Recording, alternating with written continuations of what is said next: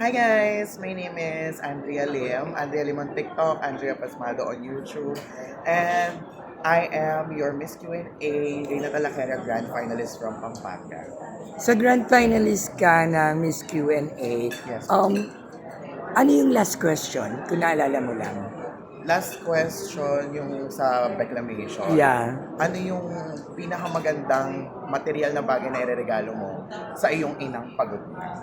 Ang sinagot mo I ay, said flowers kasi my mom is a single mom. Tapos hindi niya naranasan na magbigay ng flowers. And also, syempre, di ba bilang anak, parang it's very seldom na makapagbigay tayo ng flowers sa mga moms natin. Mas madalas pa na nagbibigay tayo ng mga flowers sa friends o kaya naman sa mga jowa-jowa. So, ganon. single ka ba ngayon? Single. Bakit?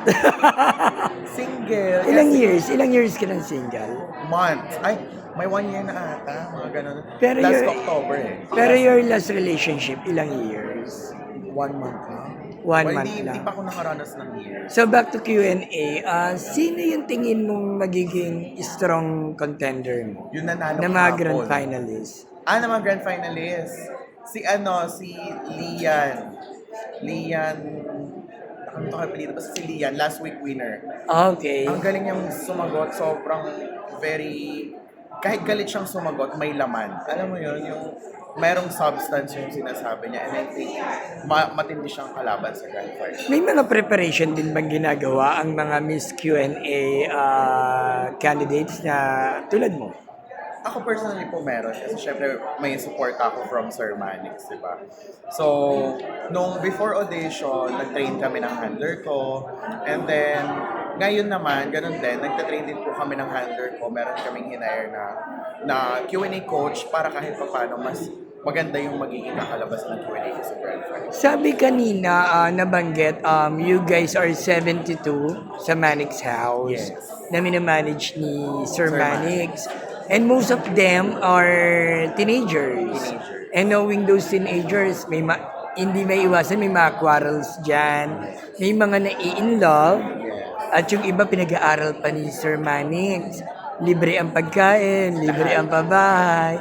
So tingin mo, paano ito nasusustain ni Sir Manix knowing medyo challenging yung role niya as the president and manager ng Manix Ako management? po, Yeah. for me, si Sir Manix kasi very mahaba ang pasensya talaga.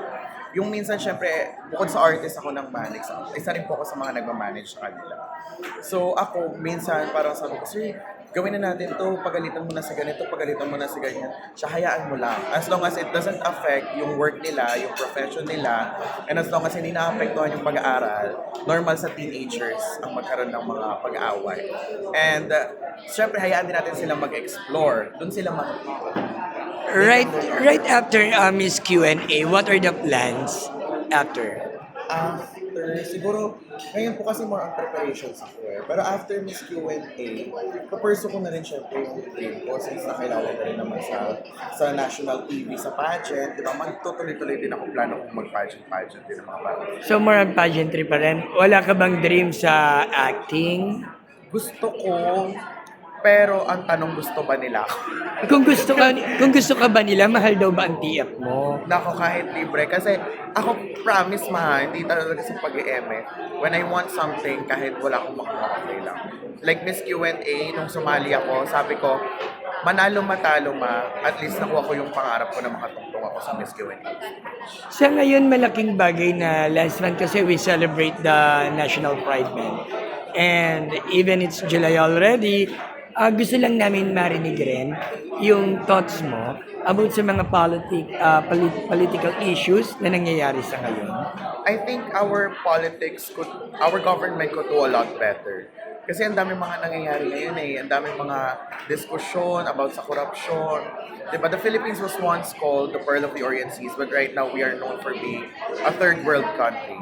I think na it's time that we do good, we do better. Kasi you are in public service, so your service must be for the welfare of the Filipino people.